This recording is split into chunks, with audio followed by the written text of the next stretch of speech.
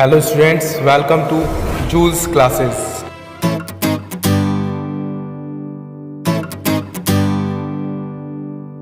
Students, today I am going to start class 10 physics chapter light, reflection and refraction.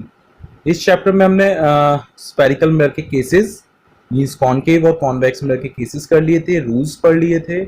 इसके अलावा हमने ये last topic है जो रह गया है इसमें मिरर फॉर्मूला। ठीक है, मींस अब न्यूमेरिकल से रिलेटेड क्वेश्चन फॉर्मूलाज आ जाएंगे जिससे हम न्यूमेरिकल सॉल्व कर सकते हैं।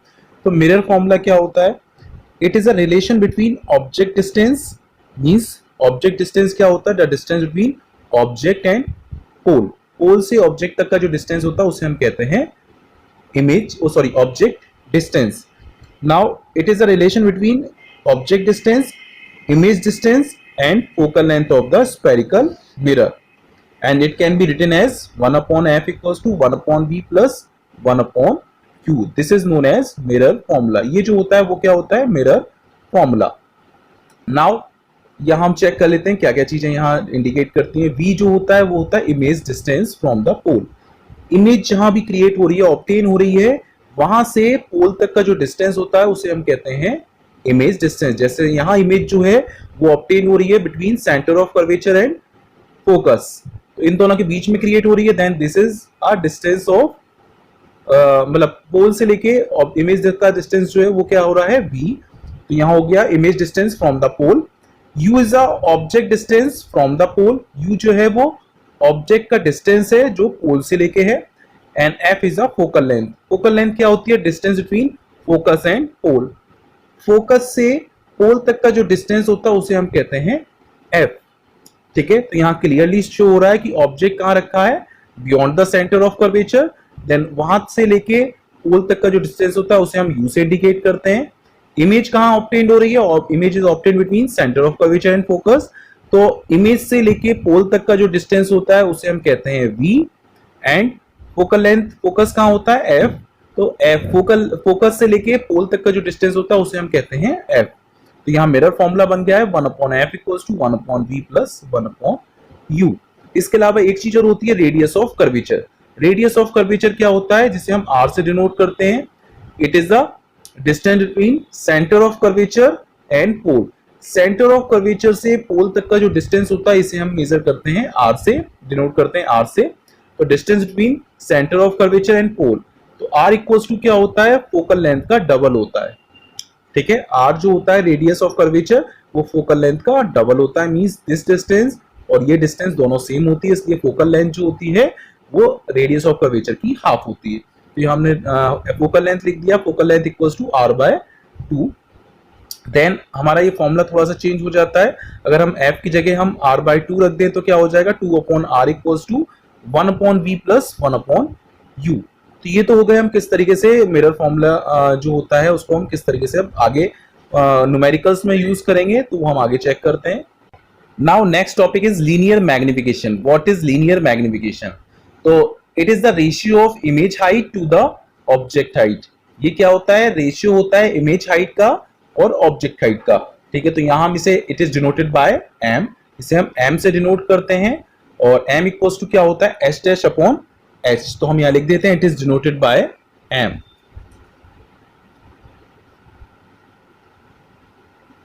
It is denoted by m। ये m से डिनोट करते हैं तो m इक्वल्स टू क्या होता है?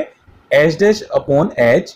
तो image height upon object height का जो रेशियो होता है उसे हम मैग्निफिकेशन कहते हैं। मैग्निफिकेशन को हम एक और चीज से भी फॉर्मूले से पुट कर शो कर सकते हैं। m equals to h dash upon h भी होता है और माइनस v अपॉन u भी होता है। v क्या होता है? Image distance from the pole and u is the object distance from the pole. तो m equals to minus v upon u भी होता है। हाइट को हम h2 और अपॉन h1 से भी शो कर देते हैं। h2 क्या होता है? इमेज हाइट और h1 क्या होता है? Object height. तो कुछ बुक्स में आपको h dash upon h show करेंगे और कुछ बुक में आपको h2 अपॉन h1 शो करेंगे। तो ये ध्यान रखना है, h डैश और h2 जो होते हैं वो इमेज हाइट होती है और h और h1 जो होता है वो ऑब्जेक्ट हाइट होता है। नाउ कुछ इंपॉर्टेंट चीजें हैं इससे रिलेटेड, मैग्निफिकेशन से रिलेटेड। तो फर्स्ट है इमेज इज मैग्नीफाइड। अगर इमेज जो है वो मैग्नीफाइड हो रही है या हम कह सकते हैं इमेज जो है वो ऑब्जेक्ट से बड़ी आ रही है, देन मैग्निफिकेशन क्या होता है? हमेशा ग्रेटर देन 1 होता है। अगर इमेज जो है वो सेम साइज की है ऑब्जेक्ट की साइज से, तो हम कह सकते हैं मैग्निफिकेशन जो होता है वो इक्वल्स टू 1 होता है। और if image is diminished, image जो है वो ऑब्जेक्ट से छोटी साइज की आ रही है, then magnification is less than 1 होता है। ठीक है, या कुछ और चीजें हैं इंपॉर्टेंट।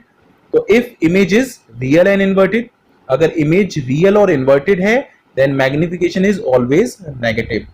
मींस जैसे फॉर एग्जांपल कॉनकेव के केस में क्या होता है, जो 5 केसेस होते हैं, फर्स्ट 5 केसेस में क्या होता है, जब ऑब्जेक्ट जो होती है वो रियल और इन्वर्टेड होती है। लास्ट केस क्या होता है, जब ऑब्जेक्ट रखा हो पोल और फोकस के बीच में, तब क्या होता है, वो वर्चुअल होती है। तो लास्ट केस में हमें मैग्निफिकेशन पॉजिटिव लेना है, और पहले के जो केसेस हैं उसमें मैग्निफिकेशन कैसा होगा, हमेशा नेगेटिव। तो ये हमें ध्यान रखना है पॉजिटिव कब होगा और नेगेटिव कब होगा। नाउ अब हम कुछ न्यूमेरिकल सॉल्व करेंगे इससे मिरर फॉर्मूला से रिलेटेड, बट उससे पहले आपको हमेशा ध्यान रखना है while solving numerical problems, do not forget to use the new Cartesian sign convention with the numerical values of u, v, f and r in the mirror formula। Means आपको हमेशा जब भी मिरर फॉर्मूला का use करना है तो आपको Cartesian sign जो है कन्वेंशन, उसका आपको हमेशा यूज करना है। मींस पोल से जो भी लेफ्ट साइड में डिस्टेंस होगी उसे हम हमेशा लेंगे नेगेटिव, और पोल से जो भी राइट साइड का डिस्टेंस होगा उसे हम हमेशा लेंगे पॉजिटिव। ऐसे ही प्रिंसिपल एक्सिस से अपवर्ड साइड में कोई भी हाइट होगी उसे हम हमेशा लेंगे पॉजिटिव, एंड कोई भी प्रिंसिपल एक्सिस से डाउनवर्ड साइड में कोई भी हाइट होगी उसे हम लेंगे ऑलवेज नेगेटिव। तो इस चीज का हमेशा ध्यान रखना है कि पॉजिटिव नेगेटिव हमको कब करना है। ठीक है, तो यहाँ एक न्यूमेरिकल है, an object is placed at a distance of 25 centimetre from a concave mirror of focal length 15 centimetre, find the image distance.